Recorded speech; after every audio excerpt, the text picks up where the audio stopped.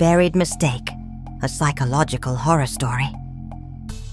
Welcome back to Magic Verse, where fear doesn't always come from the shadows, but from the terrifying silence of being unheard.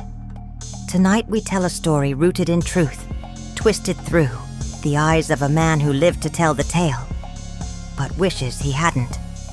Chapter 1. The Last Breath. The last thing I remember was a sharp pain, like my chest was caving in. I was in the kitchen, holding a glass of water. Then the glass shattered.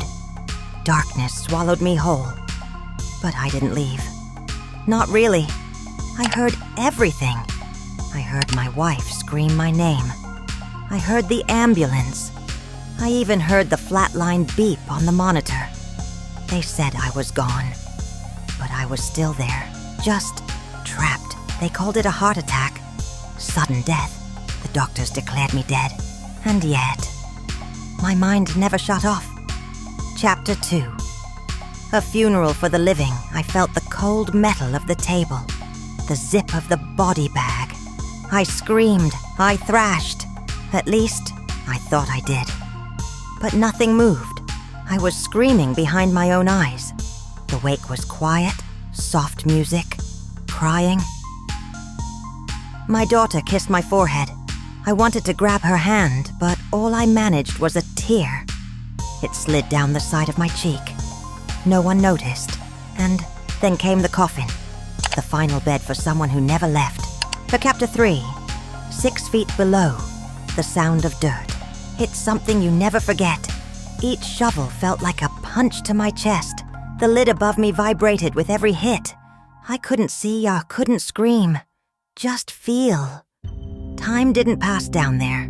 It stretched. The oxygen thinned. My skin froze. My thoughts twisted in on themselves. Was I being punished? Was this hell? Or just a mistake no one would ever correct? I started to hallucinate. The whispers of my name. The memory of light. The sound of footsteps that never came.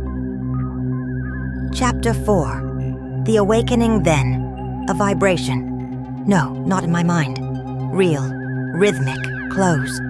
Voices. Panic. Tools. Hitting the wood. And finally, the lid opened. Blinding light. Sharp air. Screams. I tried to speak, but only a growl came out. They pulled me out like some horror from a nightmare. I collapsed into their arms. Alive. But something inside me didn't come back with me. Chapter 5. The Life After Death. They said it was a miracle, a second chance. But I didn't feel reborn. I felt misplaced. My wife stopped touching me. She wakes up at night screaming. My son doesn't talk to me. He draws pictures of me underground. They don't say it aloud, but I know what they think. I buried you. You shouldn't be here. I live, but I'm not living. The soil never left my skin.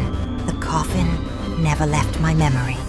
And sometimes at night when I lie down and close my eyes, I'm back there, in the dark, waiting, hoping someone hears me. Again.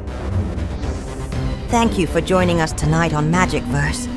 This story reminds us, sometimes the scariest place isn't the grave. It's waking up inside one. We share new stories every Saturday at 1:11 p.m. Until then, stay curious and stay alive.